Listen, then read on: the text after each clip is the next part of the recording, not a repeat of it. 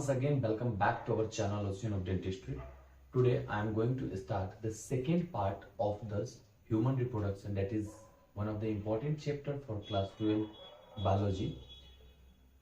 तो अभी तक जो बच्चों हमने डिस्कस करा है वो है कि भाई ह्यूमन रिप्रोडक्शन के जो मेल रिप्रोडक्शन ऑर्गन होते हैं वो क्या होता है, कितने टाइप का रिप्रोडक्शन होता है, जनरली एनिमल और ये इंसेक्ट वगैरह सबको, प्लांट वगैरह सबको इंक्लूडिंग करके एसेक्सुअल सेक्सुअल वगैरह को हमने डिस्कस कर लिया।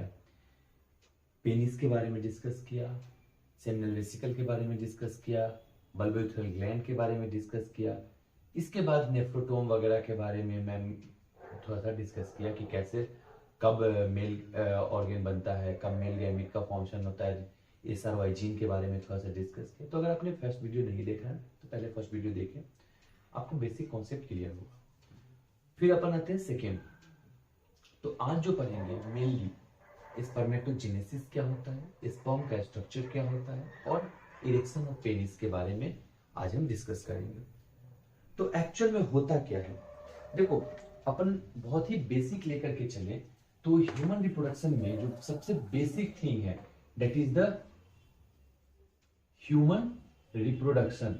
ठीक है, देखो बच्चों एक बहुत ही इंपॉर्टेंट कॉन्सेप्ट अपन ने बता दिया कि रिप्रोडक्शन ऑर्गेनिज्म क्यों करता है, क्या करता है। तो आज जो हमारा है that is the erection of penis. Erection या इजैकुलेशन ये दो वर्ड हैं, रेगुलर आता है इरेक्शन और इजैक्यूलेशन। ये क्या है, देखो इरेक्शन मतलब पेनिस का इरेक्ट हो जाना, इजैकुलेशन इरेक्शन हो गया, उसके बाद पेनिस से इजैकुलेट होना मतलब स्पर्म का बाहर आना। जो मेनली इरेक्शन होता है वो होता है आपके पैरासिम्पैथेटिक नर्वस सिस्टम के कंट्रोल में। इजैकुलेशन जो होता है that is the sympathetic nervous system. एक चीज याद रखिएगा हमेशा, दुख का साथी कौन, सिंपैथेटिक। सुख का साथी कौन, पैरासिम्पैथेटिक। ये मैं हमेशा आपको क्लास में समझाता हूं। अगर मैं थोड़ा फास्ट जाऊं तो आप पॉज कर करके समझने की कोशिश करना वीडियो को। तो देखो जो पैरासिम्पैथेटिक नर्वस सिस्टम है आपके सुख में साथ देता है, मतलब आपको स्टिमुलस मिला तो अब इसका स्टेप्स होता है। सबसे पहले आपके हाइपोथैलेमस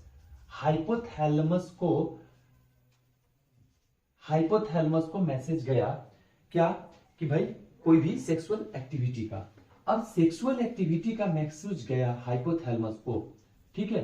तो अब क्या होगा, जैसे ही सेक्सुअल एक्टिविटी का मैसेज आएगा आपके हाइपोथैलेमस में तो क्या होगा, सेक्सुअल एक्साइटमेंट होगा, मसल्स के अंदर सेक्सुअल एक्साइटमेंट होगा।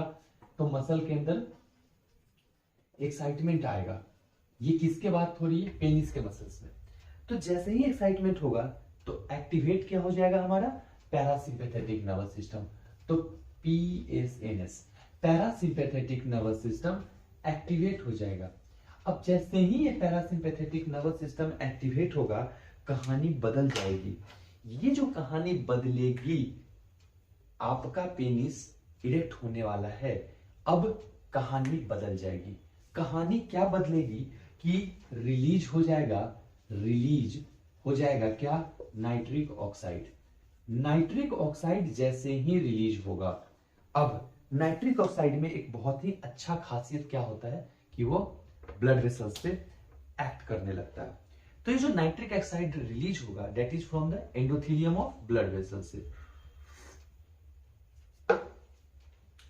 तो एंडोथेलियम ऑफ ब्लड वेसल्स से कहां से, एंडोथेलियम ऑफ ब्लड वेसल्स से ये नाइट्रिक ऑक्साइड आपका रिलीज हो गया। नाइट्रिक ऑक्साइड जैसे ही रिलीज होगा, और ये किस वजह से हुआ है, due to the action of parasympathetic nervous system. अब दूसरा काम क्या करेगा parasympathetic nervous system, that is the vasodilation. अब क्या हुआ, सबसे पहले क्या हुआ, आपके हाइपोथैलेमस को एक मैसेज गया कि भाई कोई सेक्सुअल एक्टिविटी होने वाला है। नाइट्रिक पैरासिम्पैथेटिक नर्वस सिस्टम आपका एक्टिवेट हुआ। जैसे ही पैरासिम्पैथेटिक नर्वस सिस्टम एक्टिवेट हुआ तो क्या हुआ कि ब्लड वेसल्स डायलेट होने लगे। दूसरा, नाइट्रिक ऑक्साइड रिलीज हो गया। नाइट्रिक ऑक्साइड रिलीज होने की वजह से अब पेनिस की तरफ ब्लड का फ्लो क्या होगा, blood flow toward the penis increase कर जाएगा। ब्लड फ्लो जैसे ही इंक्रीज होगा तो दूसरा क्या फैक्टर काम करने लगेगा कि जो ब्लड वेसल्स है, जो साइनसेज हैं पेनिस के अंदर में, साइनसेज का फीलिंग शुरू हो जाएगा। साइनसेज विल स्टार्ट टू फील, साइनसेज उस एरिया में जाकर के भरने लगेंगे। अब पेनिस में मैंने ऑलरेडी डिस्कस किया था कि पेनिस का हमारा क्या होता है कि जो स्ट्रक्चर होता है उसमें साइनसेज होती हैं, और जैसे ही साइनस होती हैं इन साइनस में क्या होगा, इनलार्जमेंट शुरू हो जाएगा। अब इनलार्जमेंट जैसे शुरू होगा, ये ब्लड वेसल्स टिश्यू में, इरेक्टाइल टिश्यू जो पेनिस के होते हैं वो दोनों टिश्यू में क्या होगा, पेनिस के टिश्यू में, इरेक्टाइल टिश्यूज में क्या होगा कि आपका ब्लड वेसल्स आ जाएगा, बहुत ज्यादा ही डायलेशन हो जाएगा।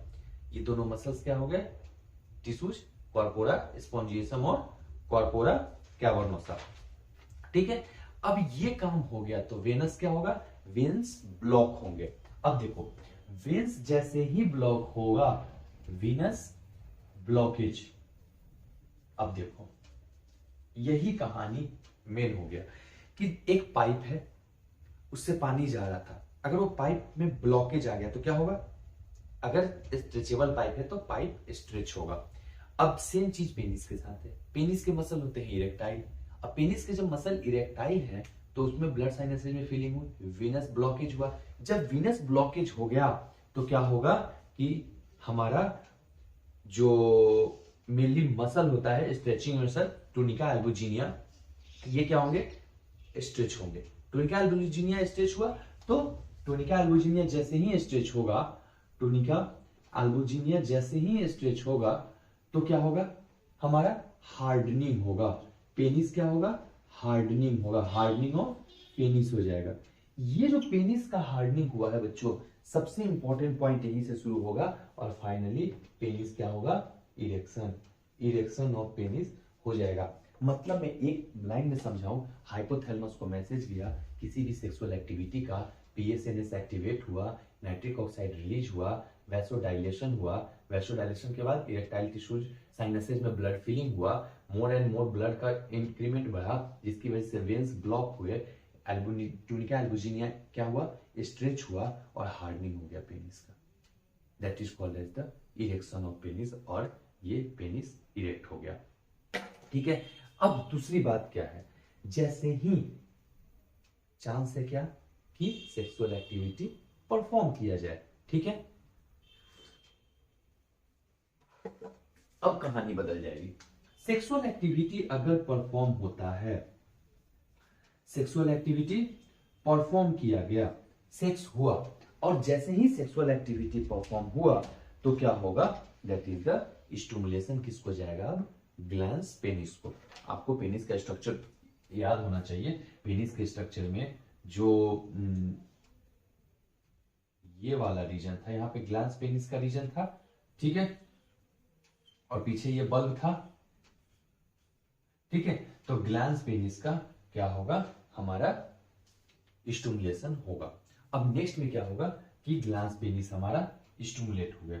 अब जैसे ही ग्लैंस पेनिस स्टिमुलेट होगा तो नेक्स्ट क्या होगा, दैट इज एक्टिवेशन किसका होगा, सिंपैथेटिक नर्वस सिस्टम का। और मैं पहले ही बता दिया आपको कि सिंपैथेटिक नर्वस सिस्टम आपका किसका साथी होता है, सुख का साथी होता है, आपको सुख में साथ देता है, और that will help in the ejaculation.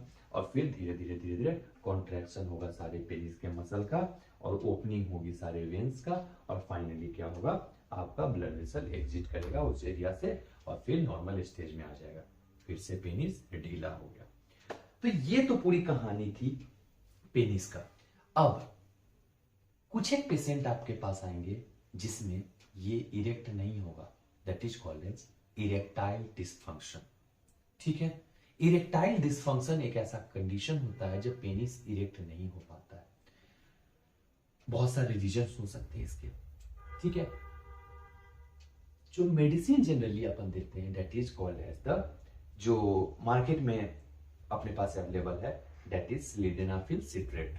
सिलिडेनाफिल citrate एक ऐसा सॉल्ट है जो कि अपन देते हैं इरेक्टाइल डिसफंक्शन पेशेंट में। इससे क्या होता है, नाइट्रिक ऑक्साइड रिलीज होता है और फिर आगे का सारा परफॉर्मेंस होता है। तो ये तो था हमारा क्या कि पेनिस इरेक्ट कैसे होगा। अब ये पूरा प्रोसेस आपको पढ़ने के बाद जो मेन थिंग है that is the spermatogenesis, sperm का फॉर्मेशन। तो क्या होगा, देखो स्पर्मेटोजेनेसिस जो एक प्रोसेस है that is called as the formation of male gamete. Okay बच्चों, मेल गैमेट फॉर्म होना है स्पर्मेटोजेनेसिस, तो लिखिएगा कि spermatogenesis is the formation of male gamete.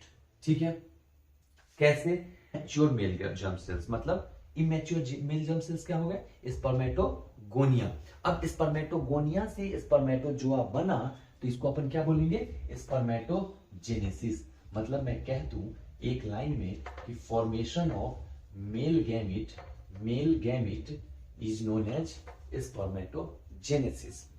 अब शुरू कब होता है, इंपॉर्टेंट है कि it will begin at the time of puberty. ठीक है, प्यूबर्टी के टाइम में ये शुरू होगा। ठीक है, रीजन क्या होगा, क्योंकि उस समय मेल का जो राइज होता है हार्मोन GnRH का, गोनेडोट्रोपिक रिलीजिंग हार्मोन। जो GnRH का लेवल बढ़ेगा, GnRH का लेवल जैसे ही बढ़ा तो क्या होगा कि अपना स्पर्मेटोजेनेसिस का प्रोसेस शुरू हो जाएगा। ठीक है बच्चों, ये पूछा गया था नीट में बहुत पहले कि क्यों स्पर्मेटोजेनेसिस शुरू होता है, किस टाइम पे, प्यूबर्टी पे ही क्यों, तो क्योंकि स्पर्मेटोजेनेसिस GnRH के लेवल के राइज की वजह से हुआ। अब हुआ क्या, इसके लिए स्टिमुलस कहां से आएगा, एंड्रोजन से। ठीक है, तो अब समझिए स्पर्मेटोजेनेसिस की पूरी कहानी को एक लाइन में समझिए कि आपके पास क्या था, स्पर्मेटोगोनिया। ठीक है, स्पर्मेटोगोनिया था आपके पास, ये समझिएगा, बार बार आता है, बोर्ड में भी आता है, हर स्टेट के बोर्ड में आएगा, CBSE में भी आएगा, ICSE में भी आएगा, और नीट के लिए तो इंपॉर्टेंट है। अब देखिए स्पर्मेटोगोनिया आपके पास है दैट इज द 2n के फॉर्म में। ठीक है, डिप्लॉयड सेल्स हैं। अब क्या हुआ, इसमें एक माइटोसिस होगा, और स्पर्मेटोगोनिया ए बन जाएगा, और स्पर्मेटोगोनिया बी बन जाएगा। ठीक है, स्पर्मेटोगोनिया ए और स्पर्मेटोगोनिया बी। मतलब क्या हुआ, हमारे सेल्स क्या हो रहे हैं, डिवाइड हो रहे हैं, मल्टीप्लाई हो रहे हैं। फेज का नाम पड़ जाएगा मल्टीप्लिकेशन फेज। फेज का नाम क्या पड़ जाएगा, मल्टीप्लिकेशन फेज। तो मैं इस फेज को बोलता हूं मल्टीप्लिकेशन फेज। तो पूछ देगा the first phase of spermatogenesis is the, spermatogenesis का पहला फेज क्या है, तो अपन आंसर करेंगे स्पर्मेटोजेनेसिस का फर्स्ट फेज है मल्टीप्लिकेशन फेज। अब क्या होगा, इस चूंकि माइटोसिस हुआ है तो क्या होगा, हमारा नंबर ऑफ सेल्स के अंदर जो क्रोमोसोम का नंबर होगा वो सेम रहेगा। अब क्या होगा, अब इससे ग्रोथ होगी, इसके अंदर क्या होगा, ग्रोथ होगा, और primary that is the primary spermatocyte का फॉर्मेशन हो जाएगा। ये प्राइमरी स्पर्मेटोसाइट भी डिप्लॉयड ही होगा। ये प्राइमरी स्पर्मेटोसाइट जब डिप्लॉयड होगा बेटा, तो कॉन्सेप्ट क्लियर है अपना। इसके बाद इसके अंदर होना है मियोसिस 1, और ये जो मियोसिस होगा that is a type of reductional division. ये जो मियोसिस होगा it is a reductional division type of meiosis. Meiosis 1 जो होता है वो होता है reductional division type of meiosis, जो कि किसमें होगा, हमारे प्राइमरी स्पर्मेटोसाइट में। क्लियर है बेटा। अब प्राइमरी स्पर्मेटोसाइट में मियोसिस 1 हो गया है सेकेंडरी स्पर्मेटोसाइट का अब जब सेकेंडरी स्पर्मेटोसाइट बन गया है तो ये क्या होगा, चूंकि रिडक्शनल डिवीजन हुआ है, अब ये हैप्लॉइड हो गया। अब हमारा कंप्लीट होगा, दैट इज मियोसिस 2। तो मैं इस फेज को क्या कह दूं, यहां से इस फेज को, that is the growth phase. Spermatogonia grow करके कहां आ चुका है, स्पर्मेटोसाइट बी बना चुका है और it is called as the growth phase. ठीक है, स्पर्मेटोसाइट बना चुका है and it is called as growth phase. ठीक है, ग्रोथ हो गया है उसमें और इसको हम बोलते हैं ग्रोथ फेज। अब क्या करेगा, सेकेंडरी oocyte में मियोसिस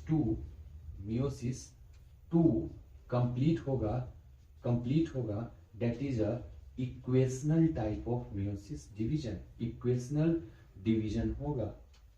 अब ये जो इक्वेशनल डिवीजन हुआ है, यह जो इक्वेशनल डिवीजन हुआ है, यह क्या करेगा आगे, ये बना देगा स्पर्मेटिड, ये बना देगा स्पर्मेटिड।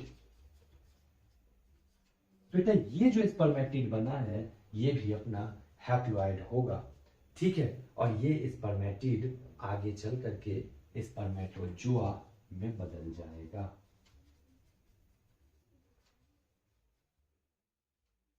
यही स्पर्मेटोजोआ में बदल जाएगा और ये कहलाएगा कंडीशन स्पर्मेटिड से स्पर्मेटोजोआ का बनना, स्पर्मियोजेनेसिस।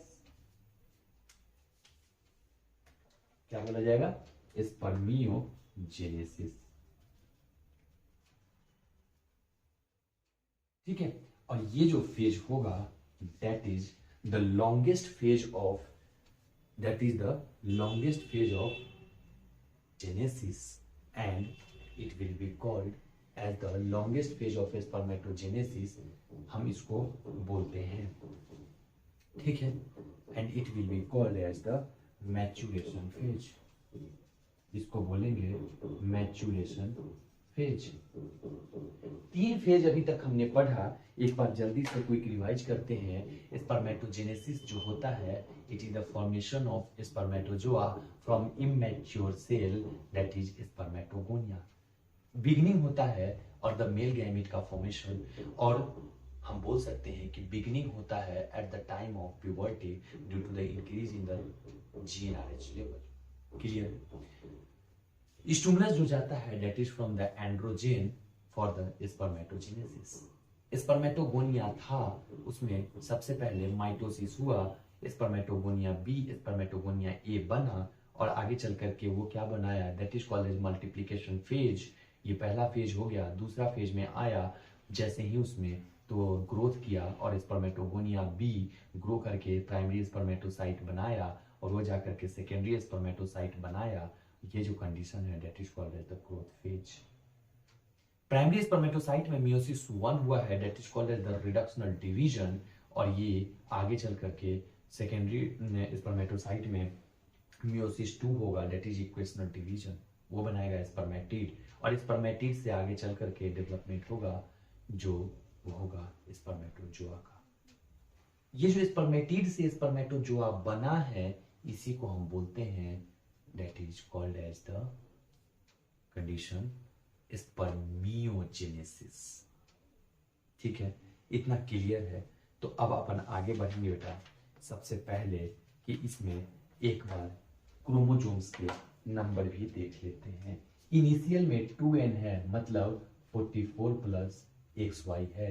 इसमें भी 44 प्लस XY होगा, 44 प्लस XY होगा। क्लियर है इतना तक। अब जबकि प्राइमरी स्पर्मेटोसाइट भी 2n होता है, तो इसमें 44 प्लस XY क्रोमोसोम होगा। अब क्या होगा, कंडीशन बदल जाएगा। अब ये 22 प्लस X में बन जाएगा और एक 22 प्लस Y में बन जाएगा। ये जो 22 प्लस X या 22 प्लस Y में कन्वर्जन हुआ है, इसी कंडीशन को हम बोलते हैं, that is the secondary oocyte। अब ये आगे चल करके बना सकता है कोई भी 22 प्लस X में 22 प्लस Y जा करके हमारे ओवम या एग के साथ क्या करेगा, रिएक्शन करके इस जाइगोट का फॉर्मेशन कर देगा। तो ये 22 प्लस एक्स या 22 प्लस वाई का फॉर्मेशन कर देंगे।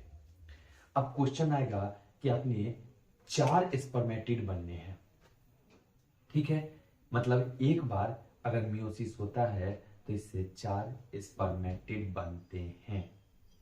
क्लियर है? तो आगे चल के पूछ देगा कि हमारे पास 172 स्पर्मेटिड बनने के लिए कितना रिडक्शनल डिवीजन चाहिए होगा। कमेंट में डालेंगे, नेक्स्ट वीडियो में मैं इसका सॉल्यूशन बताऊंगा। ठीक है, तो चलिए, जो सबसे लॉन्गेस्ट फेज होता है पूछा जा सकता है वो होता है अपना मैचुरेशन फेज। ठीक है, सबसे शॉर्टेस्ट फेज होता है मल्टीप्लिकेशन फेज और growth phase. Male gamete, male spermatogenesis होने के लिए लगभग 64 से 75 डेज का टाइम चाहिए होता है। ठीक है, तो ये तो पूरा कहानी था अपना, that is called as the spermatogenesis का। इसके बाद 2-3 टर्मिनोलॉजी है जो कि इंपॉर्टेंट है, जैसे कि सबसे पहला है स्पर्मियोजेनेसिस, स्पर्मेटिड से स्पर्मेटोजुआ का बनना। क्लियर है? अब स्पर्मिएशन मतलब रिलीज या सिक्रीशन ऑफ स्पर्म। क्लियर है? इसके बाद स्पर्मेटोसाइटोजेनेसिस, ये क्या होता है? तो इसमें होगा कि स्पर्मियोजेनेसिस प्लस स्पर्मेटोजेनेसिस। क्लियर है? अब 2 विटामिन्स बहुत इंपॉर्टेंट है स्पर्मेटोजेनेसिस में, वो है vitamin E and vitamin A. लिख लीजिए, vitamin E and vitamin A. Vitamin E का काम क्या है? ये एंटी स्टेरिलिटी विटामिन कहता है और ये मेंटेन करता है हमारे सेल सेक्स ऑर्गन के वाइटलिटी की। मोटाइलिटी ऑफ स्पर्म अगर चाहिए तो विटामिन ए बहुत इंपॉर्टेंट होता है। इतना क्लियर है? अब पढ़ते हैं that is human sperm. Human sperm के अगर स्ट्रक्चर की बात करें, लिख लिया आपने? लिख लीजिए। ठीक है, अब ह्यूमन स्पर्म के अगर स्ट्रक्चर की बात करें तो 2-3 चीजें इसमें बहुत इंपॉर्टेंट है। सबसे पहला जो स्ट्रक्चर में इंपॉर्टेंट है दैट इज द स्पर्म का जो इंपॉर्टेंट पार्ट है वो है अपना डायग्रामेटिक प्रेजेंटेशन एक्रोसोम का। तो अब क्या होगा?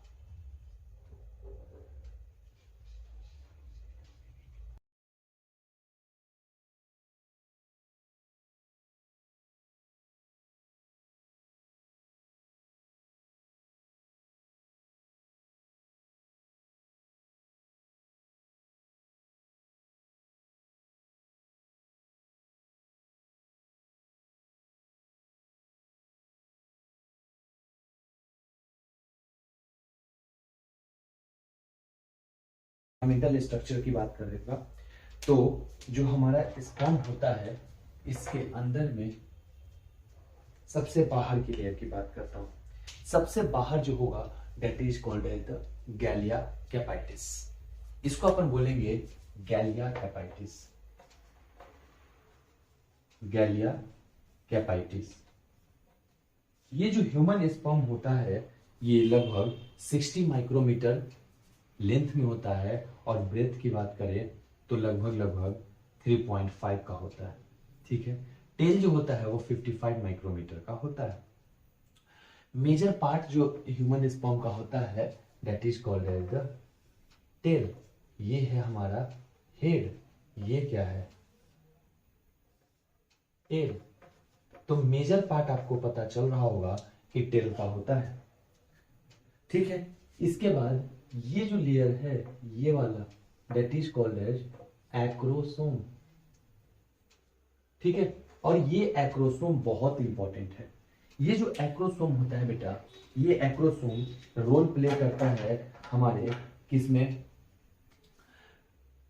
जोना पेलुसिडा के लेयर को ब्रेक करने में और कोरोना रेडिएटा के लेयर को ब्रेक करने में। इसके पास अपना एंजाइम होता है, अभी बताता हूं। ये जो स्ट्रक्चर है that is called as the nucleus. Nucleus, इसके पास अपना क्रोमोसोम होता है ह्यूमन मेल स्पर्म का। ये जो स्ट्रक्चर है that is called as centriole. ठीक है, ये हमारा क्या है? सेंट्रियोल। इसके अलावा हमारे पास एक प्रोटीन है that is called as perforatorium, that is a secondary protein, और ये हमारे स्पर्म में प्रेजेंट होता है। न्यूक्लियस पता है आपको, उसके आज प्रॉक्सिमल सेंट्रियोल पता है। इसके बाद एक बहुत ही बेसिक स्ट्रक्चर क्रॉस करता है हमारे स्पर्म के अंदर से, that is the distal centriole. Distal centriole, और ये हमारा प्रॉक्सिमल सेंट्रियोल हो गया। इनका काम क्या होता है? एक्चुअल परफोरेटेरियम या सेकेंडरी प्रोटीन का काम है कि वो स्टिफनेस प्रोवाइड करता है हमारे स्पर्म के सेल्स को, स्टिफ रहने में, स्ट्रेट मूवमेंट में हेल्प करता है, और जाइगोट के अंदर क्लीवेज भी कराने में हेल्पिंग होता है। ठीक है, ये जो प्रॉक्सिमल सेंट्रियोल होते हैं 9+0 के फॉर्म में अरेंज रहते हैं, और डिस्टल सेंट्रियोल 9+2 के फॉर्म में अरेंज्ड रहता है। ठीक है, इसके बाद ये जो है स्ट्रक्चर, ये जो छोटे छोटे फिलामेंट्स है, that is called as axial filament of sperm. इसको हम बोलते हैं एक्सियल फिलामेंट ऑफ स्पर्म। ये जो छोटे छोटे स्ट्रक्चर जो डॉटेड बनाया हूं, that is called as mitochondria. Mitochondria, और ये न्यूट्रिशन प्रोवाइड करने का काम करता है, एनर्जी प्रोवाइड करता है, और we can say it is the power house of cell. Acrosome मतलब power house of the sperm. इसके बाद जो बेसिक एक स्ट्रक्चर में आता है, that is here, this is called as the ring centriole. Ring centriole क्यों बोल रहा हूं, ये इंपॉर्टेंट है। रिंग सेंट्रियोल का काम क्या है कि ये जेनेसिक रिंग के नाम से फेमस है, और ये हमारे जो डिस्टल सेंट्रियोल है उसका ओपनिंग होता है। ठीक है, ये जो रिंग सेंट्रियोल होता है, इस जगह मिडिल पोर्शन का अरेंजमेंट है, और इस जगह जो प्रोटीन अरेंज होते हैं 9+2+9 के सेल्स के फॉर्म में अरेंज रहते हैं। ठीक है, इसके बाद 2+9+2 में अरेंज रहता है, और टेल में हमें कोई प्रोटीन की जरूरत नहीं पड़ती है, तो यहाँ जनरली हम मोबिलिटी अच्छी हो तभी तो ये बारात लेके जा पाएगा, तो इसलिए हम इसको फ्री रखते हैं, यहाँ पे हम प्रोटीन लोड नहीं करते हैं। क्लियर है इतना?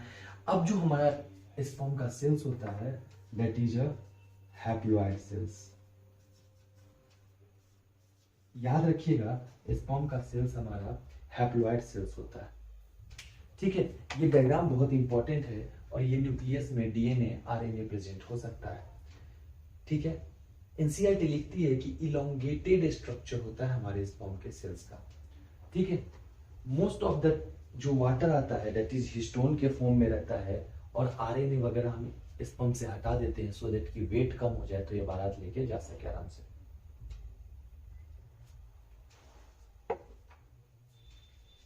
क्लियर है?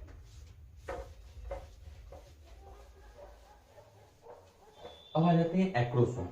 One of the most important part इस पूरे स्पर्म के सेल्स में वो है हमारा that is acrosome, form by the Golgi body. Golgi body. Acrosome के पास 3 एंजाइम होता है। एक होता है कोरोना पेनिट्रेटिंग एंजाइम, एक होता है हाई एल्यूरोनिडेज एंजाइम।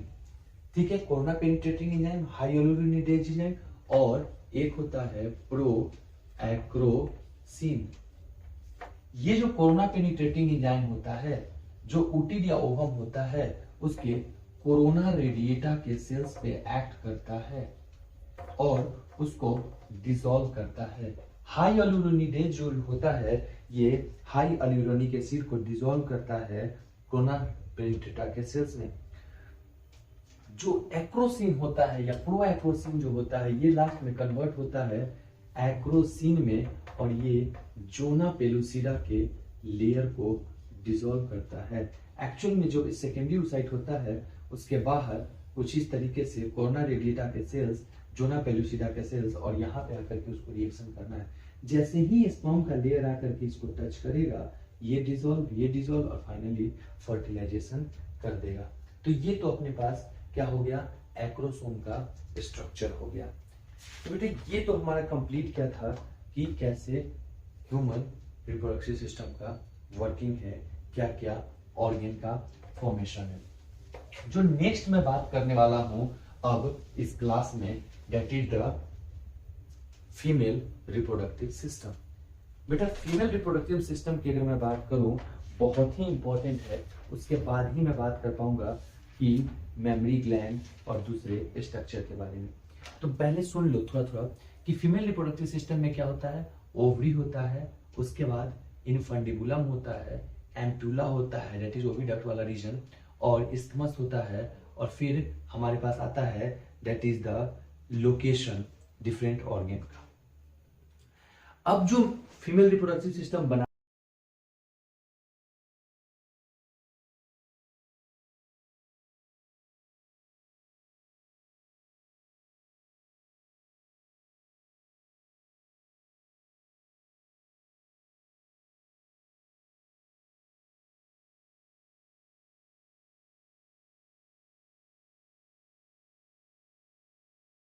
रिप्रोडक्टिव सिस्टम के अगर डायग्राम की बात करें तो बेटा सबसे पहले क्या होता है कि अपने पास दिस इज द ओवरी।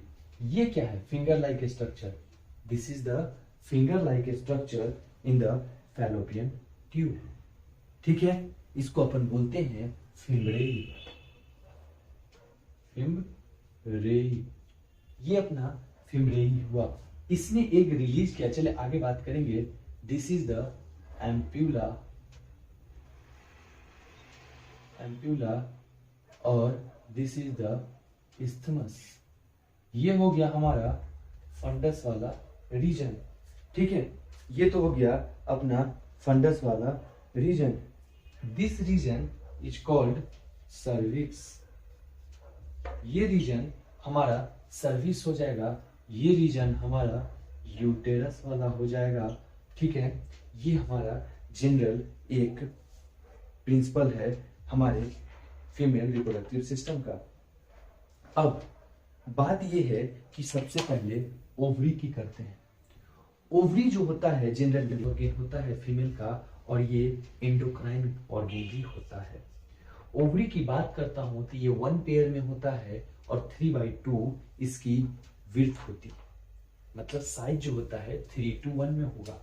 मतलब ओवरी की अगर मैं बात करूं, ओवरी 3x2x1 में होगा। ठीक है, ये फॉर्म कहां होता है, एब्डोमिनल कैविटी में, और अर्ली एम्ब्रियोनिक लाइफ तक वहीं पे रहता है। ओवेरियन फोसा से अटैच होता है अपने लिगामेंट्स और आर्टरीज से, and by the folds called as meso ovarian. Clear है। अब ओविडक्ट पे आ जाते हैं। ओविडक्ट को 2 पार्ट में डिवाइड किया गया। ये पूरा ओविडक्ट को 2 पार्ट में हमने डिवाइड किया। एक तो ये फैलोपियन ट्यूब वाला एरिया, और एक हमारा यूट्रस वाला एरिया।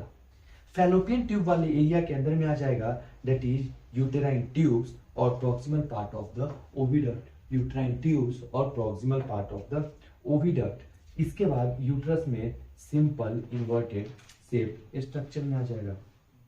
इनफंडिबुलम जो होता है, इनफंडिबुलम दैट इज द ये वाला रीजन, और इसमें फिम्ब्रेई को लोकेट करके रखता है। अब होगा क्या, ओवरी ने एक रिलीज किया अल्टरनेट ओवरी से during the menstrual cycle.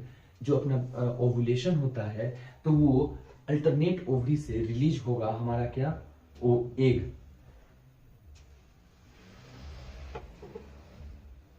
Egg release हुआ, फिम्ब्रेई ने कैच किया। अब जैसे ही ये फिम्ब्रेई कैच करेगा इलेक्ट्रॉन्स को, ये ओवरी से एग को, अब जैसे ही ये एग कैच होगा ये चला जाएगा एम्पुला में। स्पर्म यहां से आया और एम्पुला में ही फर्टिलाइज करेगा। एनसीईआरटी लिखती है, पहले लिखती थी एम्पुला इस्थमस जंक्शन, नई एनसीईआरटी में आ चुका है that is in the ampulla हमारा फर्टिलाइजेशन होता है। क्योंकि एग जो है 3 दिन तक जिंदा रह सकता है और डेथ हो जाएगा, तो फिर फर्टिलाइजेशन कैसे होगा, तो इसलिए ampulla is the correct answer. Clear है। ठीक है, सबसे वाइडेस्ट पार्ट किसको बोलते हो, एम्प्यूला। सबसे widest part of the female reproductive system बोला जाता है।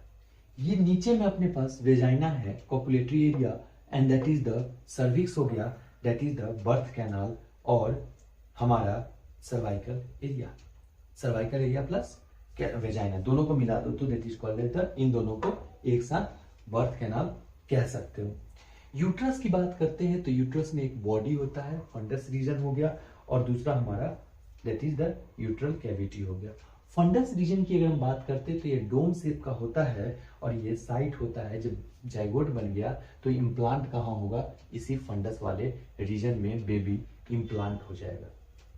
ठीक है, पीछे की साइड से सर्विक्स वाले अगर रीजन की बात करें तो इसमें सर्वाइकल कैनाल होता है, और सर्वाइकल कैनाल में ये म्यूकस सिक्रीट करता है। ठीक है, और हमारे पास ऑस्टियम होता है, दैट इज एक्सटर्नल ऑस्टियम और इंटरनल ऑस्टियम। ठीक है, तो ये तो हमारा क्या हो गया, that is the female utility system का सबसे इंपॉर्टेंट पार्ट।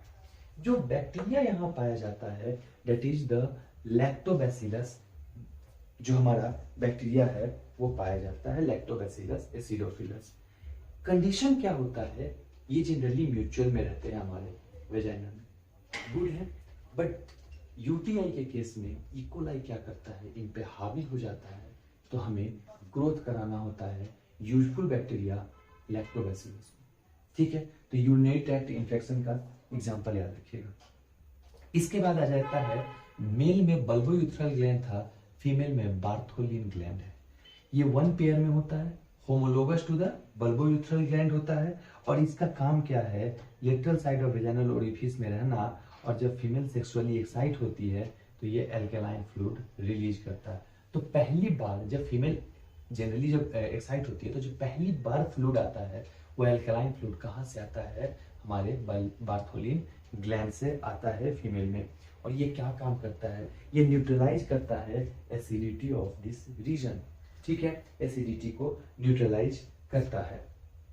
क्लियर है, ये डायग्राम बन गया, लेबलिंग कर लीजिएगा, एग्जाम में आता है आपके, लेबलिंग भी बहुत बार पूछ लिया गया है, तो लेबलिंग याद रखिएगा। क्लियर है इतना। अब जो नेक्स्ट थिंग है, जो सबसे इंपॉर्टेंट है, दैट इज द हमारा mammary gland. External structure of the female genitalia मैं नेक्स्ट लेक्चर में बताऊंगा, आज सिर्फ मेमरी ग्लैंड तक कर लेते हैं, अगर टाइम बचा तो फिर कर लेंगे उसको। मेमरी ग्लैंड जो होता है वो फीमेल का कैरेक्टरिस्टिक फीचर होता है। ठीक है, ये जो फंक्शनल मेमरी ग्लैंड ये फीमेल का कैरेक्टरिस्टिक फीचर होता है। प्रोथेरिया जो ऑर्गेनिज्म होते हैं उसमें मेमरी ग्लैंड दोनों में फंक्शनल होता है, मेल और फीमेल दोनों में फंक्शनल होता है। अब बात करते हैं, तीन वर्ड है, थैलार्क, मिनार्क और प्यूबार्क। थैलार्क क्या होता है, THALLARCH, thelarche. Development of the breast, female में जो ब्रेस्ट का डेवलपमेंट होता है that is called as thelarche. दूसरा है दैट इज प्यूबार्क, प्यूबर्टी का ऑनसेट, प्यूबार्क। ठीक है, और थर्ड है मेनार्क, मतलब starting of the menstrual cycle. ये जो मेमरी ग्लैंड होता है ये एक एक्सेसरी ग्लैंड होता है और एक्सोक्राइन नेचर का होता है। It is a type of modified female. जो हमारे मेल में होता है ये होता है प्रेजेंट, बट ये इनएक्टिव होता है। फीमेल्स में एक्टिव होता है, और प्यूबर्टी में तीन मेजर चेंजेस यहाँ देखने को मिलता है।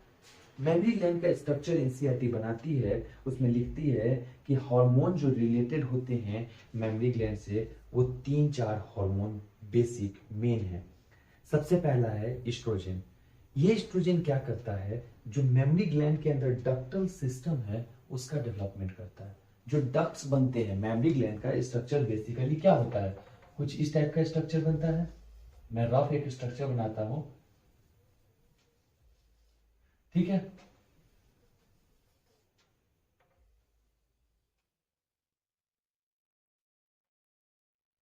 ये निपल वाला एरिया हो गया, इसके अंदर एल्वियुलर डक्ट बनेगा।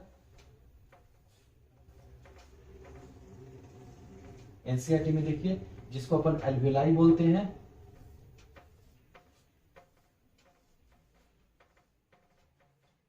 इस टाइप से ये एल्वियोलाई होता है, ये निपल डक्ट बनाता है। ठीक है, ये मेमरी ग्लैंड का जो पोस्टीरियर रीजन है जो कि डेवलप होता है टिश्यूज और ऑर्गेन्स का। ठीक है, और ये मेमोरी ट्यूब्यूल्स हो गए, ये मेमोरी ट्यूब्यूल्स हो गए, और ये हमारे छोटे छोटे छोटे छोटे इसके आसपास में क्या होता है, एल्वियोलाई मेमोरी, एल्वियोलाई मेमोरी का एल्वियोलाई रीजन होता है हमारा, ठीक है। और ये निपल होता है जिसका पोर साइज लगभग ये जो निपल होता है इसका पोर साइज 15 से 20 का mm का माइक्रो mm का होता है, ठीक है। और मेजो मायोपिथेलियल सेल्स प्रेजेंट जनरली होते हैं। और दूसरा जो हार्मोन रिलेटेड होगा दैट इज द प्रोजेस्टेरोन। तो इसके अंदर जो डक्टल सिस्टम डेवलप हुआ है किसका, हमारा मेमोरी ग्लैंड के अंदर में लेसिफेरस डक्ट का, तो दैट इज कॉल्ड एज, या मेमोरी ट्यूब्यूल्स का जो डेवलपमेंट हुआ है that is because of the oestrogen. Progesterone क्या करता है, जो सिक्रेटरी नेचर होता है एल्वियोलाई के अंदर में, उसको डेवलपमेंट कौन कराता है, हमारा प्रोजेस्टेरोन। तीसरा है प्रोलैक्टिन। प्रोलैक्टिन जो होता है एक हार्मोन है, और ये एंटीरियर पिट्यूटरी से रिलीज होता है और मिल्क का सिंथेसिस कराता है। फीमेल में मिल्क का जो सिंथेसिस कराएगा वो होगा हमारा कौन, प्रोलैक्टिन। क्लियर है इतना। अब आ जाते हैं oxytocin. Oxytocin is also known as love hormone. जैसे ही बेबी सक करता है तो पोस्टीरियर पिट्यूटरी को मैसेज जाता है और सकिंग रिफ्लेक्स से ऑक्सीटोसिन रिलीज होता है और मिल्क का इजेक्शन कराता है। फर्स्ट जो मिल्क इजेक्ट होता है that is called as colostrum. Colostrum baby के लिए बहुत इंपॉर्टेंट होता है। ये थिक येलोइश कलर का फ्लूइड होता है और इसमें प्रोटीन कंटेंट ज्यादा होती है, कार्बोहाइड्रेट कंटेंट ज्यादा होती है और IgG एंटीबॉडी होता है। इसीलिए डॉक्टर एडवाइस करता है कि मदर को जो इनिशियल मिल्क आएगा after the parturition, first time जो मिल्क आएगा वो बेबी के लिए बहुत इंपॉर्टेंट होता है, क्योंकि कोलोस्ट्रम मिल्क HPL ने बनवाया था और ये बहुत ही इंपॉर्टेंट मिल्क होता है, ठीक है। ये तो पूरा मेमोरी ग्लैंड के बारे में स्ट्रक्चर हो गया, ठीक है। और एक्सटर्नल फीमेल जेनिटलिया अपन बाद में करेंगे। उतना इंपॉर्टेंट हाइमेन। हाइमेन एक साइन हो सकता है फीमेल क्या है, वर्जिन है, but it may not be, क्योंकि हाइमेन टर्न आउट हो जाता है, मेनी अ टाइम्स ब्रेक हो जाता है during horse riding, cycling riding वगैरह में। और बहुत सारी फीमेल्स आपको ऐसी मिलेंगी जिनमें even after the copulation hymen break नहीं हुआ है। तो hymen is never a sign of the virginity. तो ये दिमाग से निकाल दीजिए कि हाइमेन एक साइन है। हाइमेन कभी साइन नहीं होता है वर्जिनिटी का। Yes it can be but it is not always true, ठीक है। ये हमेशा ट्रू हो सही नहीं है। तो इस तरीके से अपना फीमेल रिप्रोडक्टिव सिस्टम भी कंप्लीट होता है। नेक्स्ट में अपन स्टडी करेंगे गैमेटोजेनेसिस, जिसका एक पार्ट हमने कंप्लीट कर लिया है स्पर्मेटोजेनेसिस इस लेक्चर में, और नेक्स्ट लेक्चर में हम सीधे गैमेटोजेनेसिस के बाद oogenesis कंप्लीट करेंगे और फिर हम ग्राफियन फॉलिकल का डेवलपमेंट देखेंगे। तो थर्ड लेक्चर हमारा बहुत इंपॉर्टेंट होगा क्योंकि हम ग्राफियन फॉलिकल और oogenesis को पढ़ने वाले हैं, ठीक है बच्चों। तो अभी तक के लिए गुड नाइट, सत श्री अकाल। रब जी आप सबको अच्छे से रखें और होप्स हो कि आपको वीडियो अच्छा लगे। आप अपने क्वेश्चन जो मैंने दिया है कि स्पर्मेटिड से 172 बनने में कितना टाइम लगेगा, ये मुझे चाहिए। कितने मेयोसिस रिडक्शनल डिवीजन होंगे, तो ये मुझे चाहिए आप लोग से आंसर। और दूसरा नंबर कि आप हमारे चैनल को लाइक शेयर सब्सक्राइब जितना हो सके उतना कीजिए, क्योंकि आपके सपोर्ट से हम डेवलप करेंगे और मैं चाहता हूँ कि फ्री ऑफ कॉस्ट ये क्लासेज हमारी चलते रहे continuous. Thank you, that's all for today. Keep doing best and all the best. कहते हैं ना कि बंद आंखें से सपने देखे तो क्या देखे, खुली आंखों से देखो आसमान पूरा तुम्हारा है। चलो, जय हिंद, जय भारत।